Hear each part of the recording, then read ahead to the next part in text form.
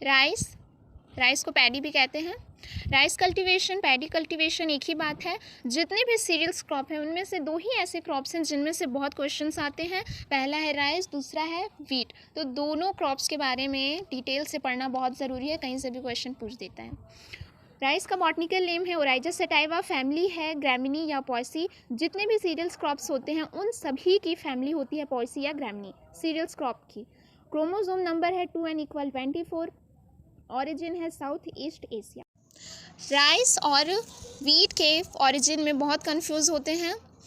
तो राइस का है ऑरिजिन साउथ ईस्ट एशिया और वीट का ऑरिजिन है साउथ वेस्ट एशिया। तो दोनों में कंफ्यूज नहीं होना है। इनफ्लोरेसेंस, इनफ्लोरेसेंस को पैनिकल कहते हैं, पुष्प क्रम को पैनिकल कहते हैं।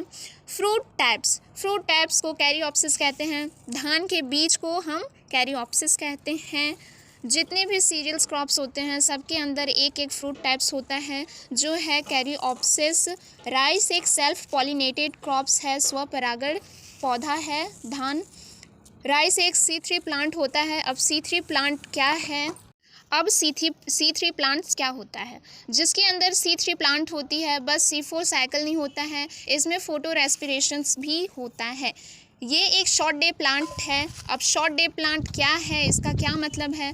तो प्लांट्स तीन तरह के होते हैं। पहला है शॉर्ट डे प्लांट, दूसरा है लॉन्ग डे प्लांट, तीसरा है day neutral plant. Short day plant, अब इसका क्या मतलब है? ऐसे प्लांट जिनका दिन का समय कम चाहिए होता है, किसके लिए? फ्लावरिंग के लिए। जो फूल खिलते हैं ना, किसी भी पौधे के अंदर, किसी भी फसल के अंदर जो फूल खिलते हैं वो डिपेंड करते हैं the duration of light, light के समय अवधि पर डिपेंड करते हैं कि कितना लंबा दिन है, कितना लंबा रात है। जैसे कि short day plant, short day plant मतलब दिन छोटे होंगे, लॉन्ग डे प्लांट मतलब दिन लंबे होंगे, और डे न्यूट्रल प्लांट मतलब दिन छोटे हो या रात छोटे हो उससे फ्लावरिंग पर कोई असर नहीं पड़ता है।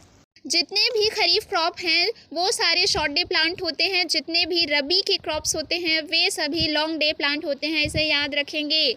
टेस्ट वीट, टेस्ट वीट का क्या मतलब है? 1000 दानों का वजन, द वीट ऑफ 1000 ग्रेन। जिसके सीड्स छोटे छोटे होते हैं, जैसे कि गेहूं और धान के सीड्स छोटे छोटे होते हैं ना, तो इनमें 1000 दानों का वजन लिया जाता है जिसे टेस्ट वीट कहते हैं। एक और होता है सीड इंडेक्स। सीड इंडेक्स का यूज़ किया जाता है बड़े दानों वालों के लिए जिनके सीड्स बड़े होते हैं, जैसे कि ग्राउंड नट और काबुली चने, ये सारे के सीड्स बड़े बड़े होते हैं तो इनमें सीड इंडेक्स लिया जाता है। तो दोनों में कंफ्यूज नहीं होना है। धान, जो धान है उसमें कौन सा प्रोटीन पाया जाता है? उसमें ओराइजिन नामक नाम का प्रोटीन पाया जाता है, याद रखेंगे इसे। धान के उत्पादन में प्रथम चीन तथा दूसरा स्थान भारत का है। जो राइस प्रोडक्शन है उसमें सबसे पहले चीन आता है, फिर सेकंड में हमारा भारत आता है। जो राइस प्रोडक्शन में दूसरा स्थान भारत का है।